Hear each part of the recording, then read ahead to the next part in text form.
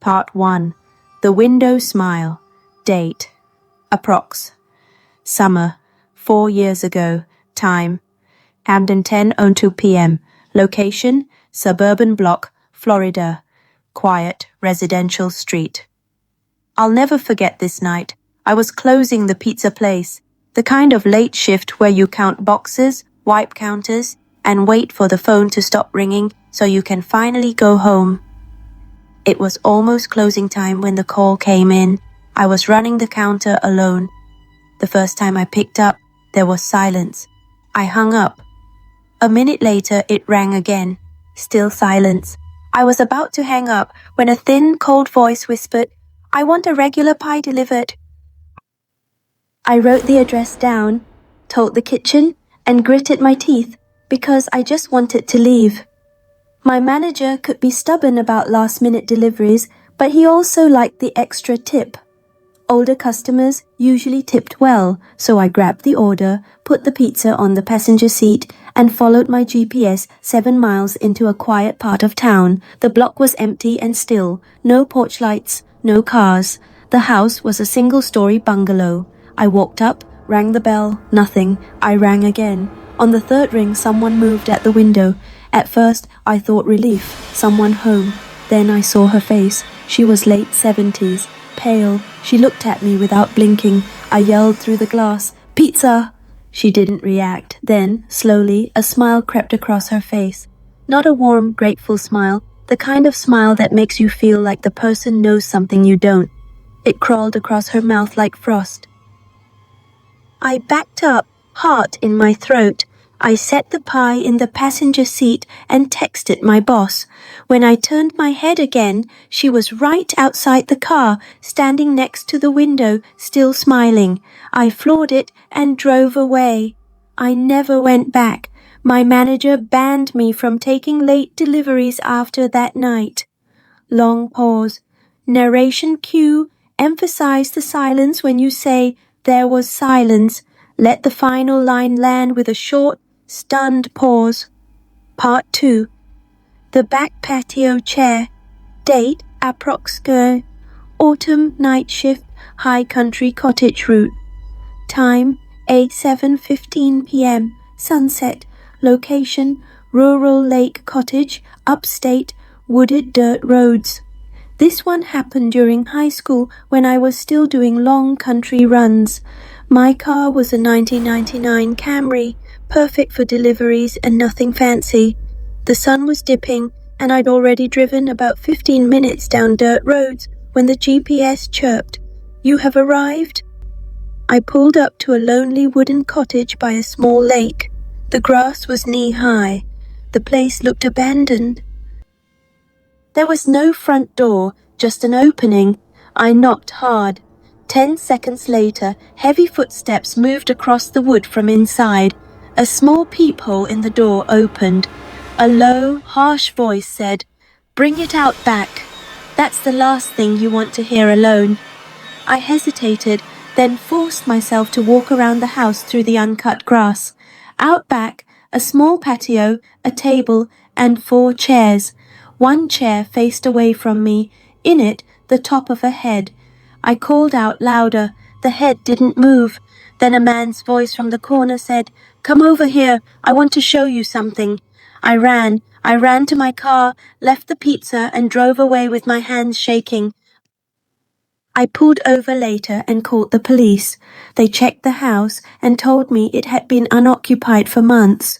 No recent foot traffic, no evidence anyone had lived there. The image burned in my memory. That still head in a chair, the voice from a corner, the feeling of being watched from every shadow. I quit the delivery job days later. Long pause. Narration cue. Slow down on that still head in a chair. Let the image linger. Part 3. The backseat passenger.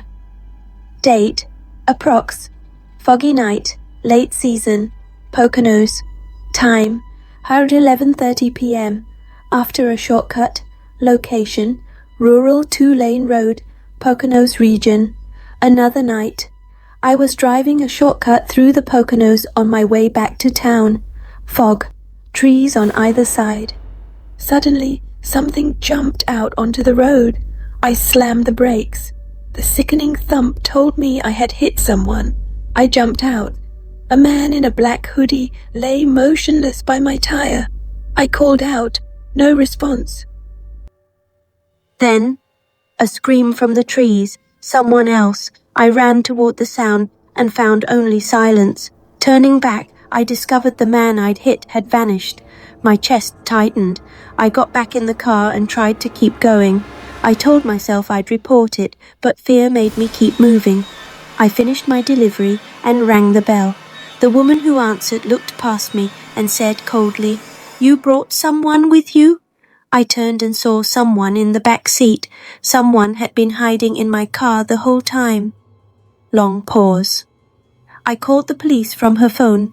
By the time they arrived, the back seat was empty again. On the floor, though, the officers found a blood-stained knife. How long had that person been riding with me? How close had I been to something terrible? I still think about that knife when I lock my car door now. Every time. Narration cue. Breath slightly before I call the police and allow a trembling tone for realism. Part 4. The Roadside Stalker. Date. Approx. Another summer night. Different delivery run. Time. 8:00 p.m. Twilight. Location. Country road. Upstate. I did nights in the country a lot. One stretch of road had nothing but trees and a single lane. This time, as I cut through a shortcut, someone plunged from the bushes and into the road. I hit him. I jumped out, panicked, and then heard a scream from the nearby woods. Not the man I'd hit, but someone else.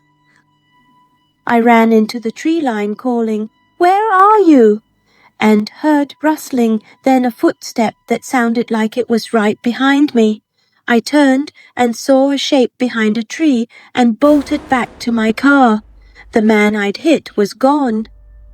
Long pause. I still delivered the pizza. At the door, the customer mentioned almost casually, "You had company in your car tonight." I turned and saw the figure in my back seat, looked again, and it was empty. The police later found evidence of someone having been in my vehicle, a knife and a smear of blood. The idea of someone hitching a ride unnoticed, that terrified me more than almost anything else. Narration cue. Slow on the lines with the woods and footsteps to increase tension. Part 5. The late night call and the old woman. Date. Approx. Summer, a different night job memory time. Ag close to 10:00 p.m. Location, small town residential route. This story pairs with the first, but stands on its own. My shift was nearly done when an old woman's voice asked for delivery. The house was dark, and when I rang the bell, she looked at me through a window with a blank, unblinking stare. When I shouted, she finally smiled, a smile I can still see when I close my eyes. It wasn't a smile of gratitude, it was a small, precise curl of the lip that felt like an answering.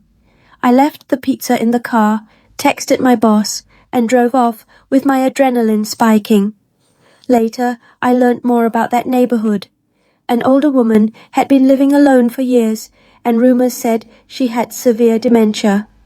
Whether she meant harm or not, the way she stared, then appeared outside my window as I left the driveway, made the hairs on my neck stand up.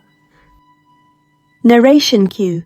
Make the word stare long and held to emphasize the discomfort. Part 6. The Vanishing Bodies.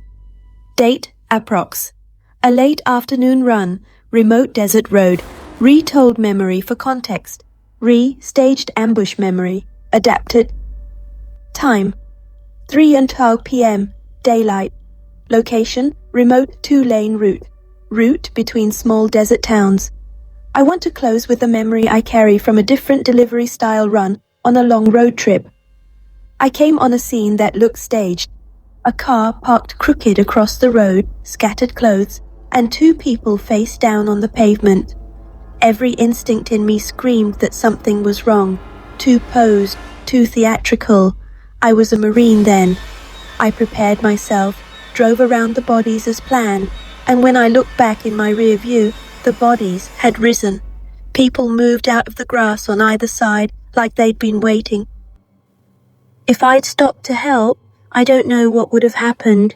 The memory of that stretch of road is a reminder. Instinct can save you. Softly. Sometimes, getting away is survival. Hope you have enjoyed the reading. Don't forget to like and subscribe to the channel.